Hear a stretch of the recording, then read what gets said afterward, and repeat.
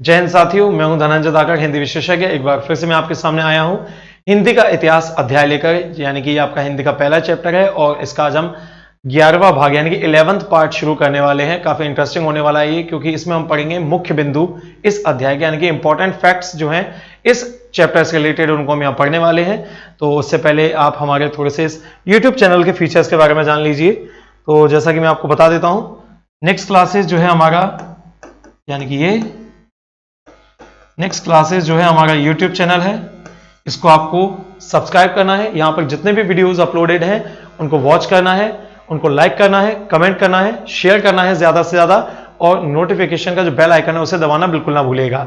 तो आज ही आप हमारे नेक्स्ट क्लासेस यूट्यूब चैनल से जुड़ जाइए, क्योंकि यहां पर आपको UPSC, PSC, SSC, bank, railway और आपका कंप्लीट व्यापम का बहुत ही इंपॉर्टेंट स्टडी मटेरियल मिलेगा हमारे स्टार एजुकेटर्स के द्वारा।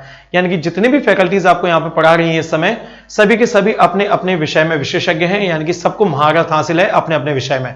तो आज ही आपको ज्वाइन करना है हमारा नेक्स्ट क्लासेस यूट्यूब चैनल। तो देर किस बात की है, आज ही ज्वाइन कीजिए नेक्स्ट क्लासेस, जो कि हमारा यूट्यूब चैनल है। और जो स्टडी मटेरियल हम यहाँ पे यूज करते हैं, जो स्टडी मटेरियल यहाँ पे यूज किया जाता है हमारे स्टाफ फैकल्टीज के द्वारा, तो वो स्टडी मटेरियल आपको मिलेगा हमारे नेक्स्ट क्लासेस टेलीग्राम चैनल से। तो आपको क्या करना है, टेलीग्राम चैनल है जो हमारा नेक्स्ट क्लासेस, इसको ज्वाइन कर लेना है हमारा स्टडी मटेरियल प्राप्त करने के लिए। आप हमारे साथ जुड़ सकते हैं फेसबुक के माध्यम से, हमें फॉलो कर सकते हैं इंस्टाग्राम के माध्यम से। तो देर किस बात की, आज और अभी ज्वाइन कीजिए हमारा वीडियो नेक्स्ट क्लासेस, यानी कि जो हमारे वीडियोस जहां पे अपलोड होते हैं आपके यूट्यूब चैनल पे। तो इस वीडियो को हम आगे अब स्टार्ट करते हैं। चलिए, जैसा कि आप जानते हैं ये सारी चीजें हम पढ़ चुके हैं, तो अब हम सीधे बढ़ेंगे आगे हमारे मुख्य बिंदु की ओर। जैसा कि आप देख सकते हैं ये आपके मुख्य तथ्य यानी कि इंपॉर्टेंट फैक्ट्स आ गए हैं, जो कि इस चैप्टर से जुड़े हुए हैं, यानी कि इस अध्याय से जुड़े हुए हर एक बिंदु को हमने यहां पर रखा हुआ है जो आपके व्यापम के द्वारा पूछा जाता है। तो जैसा कि आप देख सकते हैं, सबसे पहला पॉइंट लिखा हुआ है गद्य शैली का जनक। सबसे पहले तो जनक क्या होता है? जनक का मतलब होता है पिता, पितामह, तात, गुरु, वालिद, ब्रह्म, जनक, प्रतिपादक। ये सारे के सारे शब्द जो मैंने अभी आपके सामने कहे, ये जनक के पर्यायवाची होते हैं। ठीक, तो गद्य शैली का जनक किसे कहा जाता है? भारतेंदु हरिश्चंद्र जी को कहा जाता है। अब मैं आपको यह समझा दूं कि गद्य शैली क्या है। यानी कि ये किसी भी भाषा को लिखने के दो तरीके होते हैं, पद्य शैली या गद्य शैली, चाहे वो इंग्लिश हो, संस्कृत हो, हिंदी हो, कोई भी भाषा हो। पद्य शैली का मतलब होता है कविता और गद्य शैली का मतलब होता है कहानी। तो हिंदी भाषा में गद्य शैली का जनक किसे कहा गया? भारतेंदु हरिश्चंद्र जी को कहा गया। ठीक, तथा हिंदी में गद्यों के जन्मदाता भी इन्हीं को कहा जाता है, यानी कि भारतेंदु हरिश्चंद्र जी को कहा जाता है। कहने का मतलब यह है कि गद्य शैली का जनक हरिश्चंद्र जी को कहा जाता है और हिंदी में गद्यों का जन्मदाता भी इन्हीं को कहा जाता है। एक चीज और, यदि हम बात करें हिंदी भाषा के जनक की, तो हिंदी भाषा का जनक भी किसे कहा जाता है? भारतेंदु हरिश्चंद्र जी को ही कहा जाता है। बढ़ते हैं आगे। अगला पॉइंट आप यहां देख सकते हैं कि गद्य शैली का सर्वप्रथम प्रयोग। कहने का मतलब यह है कि गद्य शैली का जन्मदाता भले ही भारतेंदु हरिश्चंद्र जी को कहा जाता है, लेकिन गद्य शैली का सबसे पहले प्रयोग किसने किया? लल्लू लाल जी ने किया। लल्लू लाल ये एक विद्वान थे खड़ी बोली के। इन्होंने एक पुस्तक लिखी थी खड़ी बोली में, जिसका नाम था प्रेम सागर। जैसा कि आप देख सकते हैं खड़ी बोली यहां पे हमने ब्रैकेट में लिखा हुआ है। तो गद्य शैली का सबसे पहले प्रयोग किसने किया? लल्लू लाल जी ने किया, अपनी पुस्तक प्रेम सागर में किया, जो कि खड़ी बोली भाषा में लिखी गई है। अगला पॉइंट आ रहा है हमारा, जैसा कि अभी थोड़ी देर पहले मैंने आपको बताया था, हिंदी का पिता, तात, गुरु, वालिद, ब्रह्म, प्रतिपादक, पितामह और जनक, ये सब पिता के पर्यायवाची होते हैं। और हिंदी का पिता किसे कहा जाता है? भारतेंदु हरिश्चंद्र जी को कहा जाता है, यानी कि इन्हें कहा जाता है। जैसा कि आप देख सकते हैं यहां पे लिखा हुआ है भारतेंदु हरिश्चंद्र जी को कहा जाता है। चलिए, तो ये हमारे 3 बिंदु यहां पे हो गए। मैं अब आपको ये बता दूं कि प्रश्न किस तरीके से पूछा जाएगा। प्रश्न आपसे पूछा जाएगा कि गद्य शैली का जनक किसे कहा जाता है, तो उत्तर होगा आपका भारतेंदु हरिश्चंद्र। या हिंदी में गद्यों के जन्मदाता किसे कहा जाता है, तो भी उत्तर आपका क्या होगा? भारतेंदु हरिश्चंद्र। यह आपसे पूछा जाता है कि गद्य शैली का सबसे पहले प्रयोग किसने किया, तो इसका उत्तर क्या है? लल्लू लाल, क्योंकि इन्होंने एक पुस्तक लिखी थी जिसका नाम है प्रेम सागर, जिसमें इन्होंने सबसे पहले गद्य शैली का प्रयोग किया। अब यदि हम बात करें कि हिंदी का पिता किसे कहा जाता है, तो यह प्रश्न घुमाकर भी पूछा जा सकता है कि हिंदी का जनक किसे कहा जाता है, हिंदी का प्रतिपादक किसे कहा जाता है, हिंदी का गुरु किसे कहा जाता है। तो उत्तर केवल एक, भारतेंदु हरिश्चंद्र। तो ये आपके कुछ महत्वपूर्ण बिंदु हैं जिनकी शुरुआत हमने यहां पे की है। 3 बिंदु हम समझ चुके हैं, बढ़ेंगे अब आगे। अगला पॉइंट यहां पे लिखा हुआ है, हिंदी को व्याकरणबद्ध किसने किया। जैसे कि इंग्लिश लैंग्वेज आप लोग पढ़ते हैं तो उसमें आप लोग देखते हैं कि अंग्रेजी में आपके एक्टिव पैसिव होते हैं, आर्टिकल्स होते हैं, नरेशंस होते हैं, बिल्कुल इसी तरीके से ये सारी चीजें आपकी हिंदी में भी होती हैं, है ना। तो हिंदी को व्याकरणबद्ध यानी कि हिंदी को व्याकरण के सूत्र से किसने बांधा, तो वो बांधा महावीर प्रसाद द्विवेदी जी ने। ठीक, तो हिंदी को व्याकरणबद्ध किसने किया हुआ है, महावीर प्रसाद द्विवेदी जी ने किया हुआ है। चलिए बढ़ते हैं अगले पॉइंट की ओर। जैसा कि आप देख सकते हैं यहां पे अगला पॉइंट है आदि काव्य के नाम से। आदि काव्य क्या है, सबसे पहले तो इस शब्द को हम यहां समझेंगे, तो इसमें आदि क्या है इसको समझेंगे। आदि का मतलब होता है सबसे पहला यानी कि सबसे प्राचीन। काव्य का मतलब कविताओं का संग्रह, यानी कि सबसे पहली पुस्तक जिसमें कविताओं का संग्रह किया गया हो। तो वो कौन सी है आपकी, वो है आपकी ये रामायण। यानी कि आदि काव्य के नाम से किसे जाना जाता है, रामायण को जाना जाता है, तथा आदि कवि के नाम से किसे जाना जाता है, आदि कवि के नाम से जाना जाता है वाल्मीकि जी को, यानी कि इनको। आदि काव्य सबसे पहला काव्य, आदि कवि सबसे पहला कवि। तो सबसे पहली जो पुस्तक थी हमारी यानी कि सबसे पहला काव्य था वो रामायण था। जिस व्यक्ति ने इसको लिखा तो स्वाभाविक सी बात है वो क्या कहलाएंगे, आपके आदि कवि, जिनका नाम है वाल्मीकि। यानी कि वाल्मीकि जी जो थे इन्होंने सबसे पहले हमारा सबसे पहला काव्य लिखा जिसे आदि काव्य कहा जाता है, और इसी कारणवश इन्हें आदि कवि कहा जाता है। यहां पर कुछ कंफ्यूजन होता है बच्चों को, तो मैं आपको क्लियर कर दूं। केवल आपसे प्रश्न पूछा जाए कि आदि कवि के नाम से किसे जाना जाता है या आदि कवि किसे कहा जाता है, क्वेश्चन केवल ये है, तो उत्तर है आपका वाल्मीकि। ठीक, इस तरीके से पूछा जाएगा तो उत्तर आपका वाल्मीकि कहलाएगा। यदि आपसे यह पूछा जाता है कि हिंदी का आदि कवि किसे कहा जाता है, तो उत्तर है स्वयंभू। ये सारी चीजें आपको मैं पुराने वाले जो हमारे भाग हैं उनमें पढ़ा चुका हूं सारी। और यदि आपसे पूछा जाता है कि हिंदी का पहला कवि कौन है, तो वो है चंद्रप्रदायी। तो हर एक क्वेश्चन का अलग अलग आंसर है, तो हमें मिक्स नहीं करना है। चलिए बढ़ते हैं आगे। अब अगला है हमारा आदि कवियत्री। तो आदि कवियत्री क्या है इसको समझ लेते हैं। आदि का मतलब सबसे पहला, कवियत्री यानी कि फीमेल कवि, यानी कि स्वाभाविक सी बात है सबसे पहले कवि हुए हैं तो कवियत्री भी होंगी। तो आदि कवियत्री कहा जाता है मीराबाई जी को। जैसा कि आप देख सकते हैं यहां पे आदि कवियत्री किसे कहा जाता है, मीराबाई जी को कहा जाता है। और आधुनिक युग की मीराबाई किसे कहा जाता है, महादेवी वर्मा जी को कहा जाता है। कहने का मतलब यह है कि जिस तरीके से मीराबाई अपनी रचनाएं लिखती थी या जिस तरीके से वो लेखन का कार्य करती थी, कहीं ना कहीं इनका और महादेवी वर्मा जी का लिखने का जो लेखन शैली है, जो तरीका है, वो लगभग लगभग समान है। इसलिए इन्हें क्या कहा जाता है, आधुनिक युग की मीरा। ठीक, चलिए बढ़ते हैं। अगला पॉइंट आ रहा है, अच्छा इसमें आप क्वेश्चंस कैसे रखेंगे कि आदि कवियत्री के नाम से किसे जाना जाता है, तो मीराबाई, और आधुनिक युग की मीराबाई किसे कहा जाता है, तो उत्तर हो जाएगा आपका महादेवी वर्मा। क्वेश्चन इस तरीके से आपसे पूछे जाएंगे इससे। चलिए अगला देखते हैं। लिखा हुआ है हिंदी को राष्ट्रभाषा बनाने के लिए सर्वाधिक प्रयत्न। यदि हम किसी व्यक्ति विशेष की बात करें कि हिंदी को राष्ट्रभाषा बनाने के लिए सबसे ज्यादा कोशिश किसने की, सबसे ज्यादा प्रयत्न किसने किया, तो उनका नाम है कवि नर्मद। बिल्कुल सही, जैसा कि आप यहां देख सकते हैं। और ये जो कवि थे ये कहां से बिलोंग करते थे, यानी कि कहां से जो है संबंध रखते थे, तो ये थे गुजरात से, यानी कि ये। तो आप समझ ही गए होंगे हिंदी को राष्ट्रभाषा बनाने के लिए सबसे ज्यादा जो प्रयत्न किया गया था वो किस व्यक्ति के द्वारा किया गया था, तो वो किया गया कवि नर्मद जी के द्वारा। और ये कहां से थे, ये थे आपके गुजरात से। ठीक, अब यदि हम किसी स्टेट की बात करें कि हिंदी को राष्ट्रभाषा बनाने के लिए सबसे ज्यादा प्रयत्न किसने किया, या हिंदी को राष्ट्रभाषा ना बनने के लिए सबसे ज्यादा प्रयत्न किसने किया, तो वो दोनों ही यहां पे हम देखेंगे। हिंदी को राष्ट्रभाषा बनाने के लिए सबसे ज्यादा कोशिश की गई थी पश्चिम बंगाल के द्वारा, और हिंदी को राष्ट्रभाषा ना बनाने के लिए सबसे ज्यादा कोशिश किसने की थी, तमिलनाडु ने। यानी कि सर्वाधिक प्रयत्न किया पश्चिम बंगाल ने, सबसे ज्यादा विरोध किया तमिलनाडु ने। तो इस तरीके से ये आपका पॉइंट यहां पे क्लियर होता है।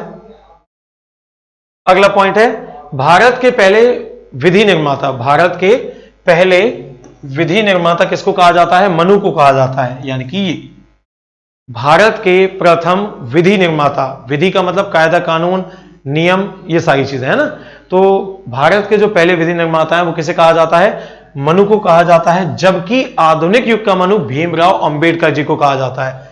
यानी कि वर्तमान समय का मनु किसे कहते हैं, भीमराव अंबेडकर को कहते हैं। अंबेडकर जी की तुलना किससे की गई है, मनु से की गई है, क्योंकि मनु ने उस समय अपनी पुस्तक मनु संहिता या मनु स्मृति में जो है विधियां लिखी थी जीवन शैली की। इसी तरीके से वर्तमान समय में यदि हम बात करें तो भीमराव अंबेडकर जी ने क्या किया, देश का संविधान लिखा, इसलिए मनु को क्या कहा जाता है, सॉरी, भारत का प्रथम निर्माता विदु को कहा जाता है मनु को, और आधुनिक युग का मनु किसे कहा जाता है, भीमराव अंबेडकर जी को कहा जाता है। तो ये पॉइंट आपका यहां पे क्लियर हो जाता है। बढ़ते हैं आगे।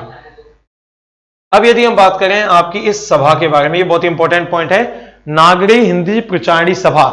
ये एक सभा है जिसका कार्य है हमारी लिपि से संबंधित। तो इसकी स्थापना जो है काशी, बनारस और वाराणसी, ये तीनों एक ही जगह के नाम है, यानी कि काशी को ही बनारस कहते हैं, इसी को हम वाराणसी भी कहते हैं। तो काशी, बनारस और वाराणसी की स्थापना 1893 में की गई, यानी कि नागरी हिंदी प्रचारणी सभा जो है इसकी स्थापना की गई थी 1893 में। और 1893 में कहां पे की गई थी, काशी, बनारस और वाराणसी में की गई थी।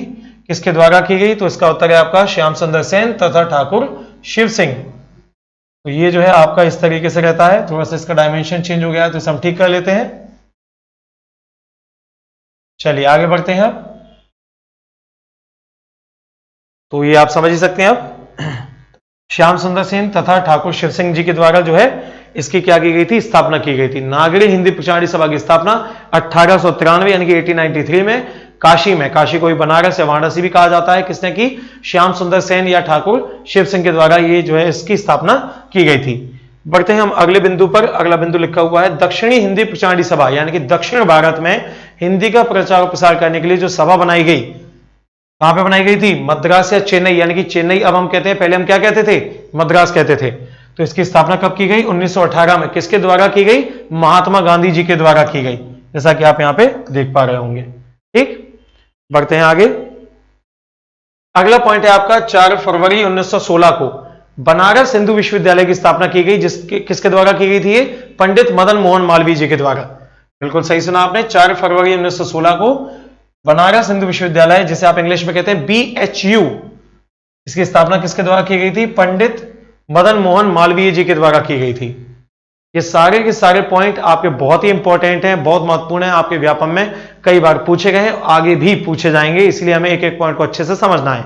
ठीक है, चलिए अगला पॉइंट है हिंदी को सर्वप्रथम राष्ट्रभाषा के रूप में। कहने का मतलब यह है कि एक समय ऐसा भी आया कि जब हिंदी को क्या बनाया गया था, राष्ट्रभाषा बनाया गया था। अभी तक आप लोगों ने केवल यह पढ़ा है कि हिंदी जो है हमारे भारतीय संविधान के तहत उसे कौन सा दर्जा प्राप्त है, राजभाषा का दर्जा प्राप्त है, जो कि कब मिला, 14 सितंबर 1949 को।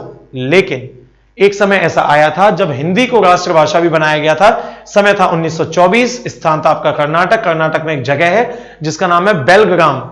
बिल्कुल सही सुना आपने। चलिए यहां पे देखते हैं, जैसा कि मैंने कहा कि हिंदी को सर्वप्रथम राष्ट्रभाषा कब बनाया गया, 1924 में बेलग्राम, काट देते हैं गलत टाइप हुआ है, बेलग्राम अधिवेशन के तहत। अधिवेशन का मतलब होता है एक मीटिंग, एक तरीके की जिसमें कोई मुद्दा विशेष हो, जिसके ऊपर वार्तालाप वहां पे किया जाएगा। तो बेलग्राम जो अधिवेशन हुआ था आपका, इसको हम ऐसे कह देते हैं, बेलग्राम अधिवेशन के तहत इसको स्वीकार किया गया था। अध्यक्ष कौन थे इसके, महात्मा गांधी। कहने का मतलब यह है कि जब महात्मा गांधी को कांग्रेस जो कि आपकी भारत की सबसे पुरानी पॉलिटिकल पार्टी है, इसका जब लीडर बनाया गया महात्मा गांधी को, तो उन्होंने सबसे पहले लीडर बनते क्या किया, दक्षिण भारत के राज्य आपके कर्नाटक में जाकर बेलग्राम अधिवेशन के तहत, यानी कि बेलग्राम में पहुंचकर एक अधिवेशन किया और यहां पर उन्होंने अपनी अध्यक्षता का फायदा उठाया और हिंदी को क्या बना दिया, राष्ट्रभाषा बना दिया। बिल्कुल सही सुना आप सभी ने। और राष्ट्रभाषा के इन्होंने कितने गुण बताए, 3 गुण बताए। ठीक, जैसा कि आप देख सकते हैं हिंदी को सबसे पहले राष्ट्रभाषा के रूप में कब स्वीकार किया, 1924 में। कहां पर, बेलग्राम अधिवेशन के तहत। और बेलग्राम जो स्थान है वो कहां पे है, कर्नाटक, यानी कि दक्षिण भारत में। ठीक, और ये किसकी अध्यक्षता में इन्होंने स्वीकार किया था, महात्मा गांधी जी की अध्यक्षता में। और महात्मा गांधी जी ने जब हिंदी भाषा को राष्ट्रभाषा घोषित कर दिया तो इसके बाद उन्होंने इसके कितने गुण बताए थे, 5 गुण बताए थे। यहां पे 3 लिखे हुए हैं, ये मिसप्रिंट हो गया है, 5 गुण बताए थे। ठीक, चलिए आगे बढ़ते हैं। अगला पॉइंट है आपका महात्मा गांधी अंतरराष्ट्रीय हिंदी विश्वविद्यालय, वर्धा, महाराष्ट्र, यानी कि महात्मा गांधी जी के नाम पे इंटरनेशनल यूनिवर्सिटी ऑफ हिंदी भी है।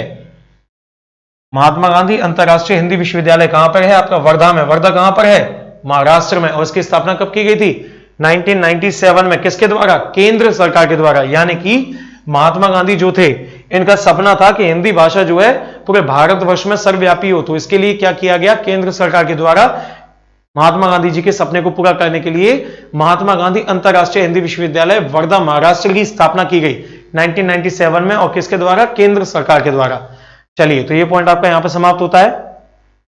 तो आप सभी को बेटा क्या करना है, इसी तरीके से यदि अध्ययन करना है आपको कंप्लीट, यदि आप पढ़ना चाहते हैं व्यापम का कोई भी टॉपिक जो आपका हिंदी से रिलेटेड हो, या आप SSC, railway, Vyapam, UPSC, MPPSC, कोई भी कॉम्पिटेटिव एग्जाम की तैयारी करना चाहते हैं, तो केवल आपको क्या करना है, हमारा जो यूट्यूब चैनल है नेक्स्ट क्लासेस, जैसा कि आप देख सकते हैं, इसको केवल ज्वाइन करना है, यानी कि सब्सक्राइब करना है। यहाँ पे जितने भी वीडियोस अपलोडेड हैं उनको ज्यादा से ज्यादा लाइक करना है, शेयर करना है, ज्यादा से ज्यादा वहां पे कमेंट करना है आपको, और बेल आइकन दबाना बिल्कुल ना भूलिएगा, क्योंकि अगले वीडियो का नोटिफिकेशन आपको वहीं से प्राप्त होगा। तो देर किस बात की, अभी इसी वक्त, अभी के अभी नेक्स्ट क्लासेस जो हमारा यूट्यूब चैनल है, जैसे कि आप देख सकते हैं मेरी टी शर्ट पर लिखा हुआ है, तो आपको सब्सक्राइब करना है और ज्यादा से ज्यादा बच्चों को शेयर करना है, वीडियोस को ज्यादा से ज्यादा बच्चों को जोड़ना है हमारे साथ, जिससे कि वो भी कॉम्पिटिशन एग्जाम की तैयारी कर सके, यानी कॉम्पिटेटिव एग्जाम वो भी पढ़ सकें।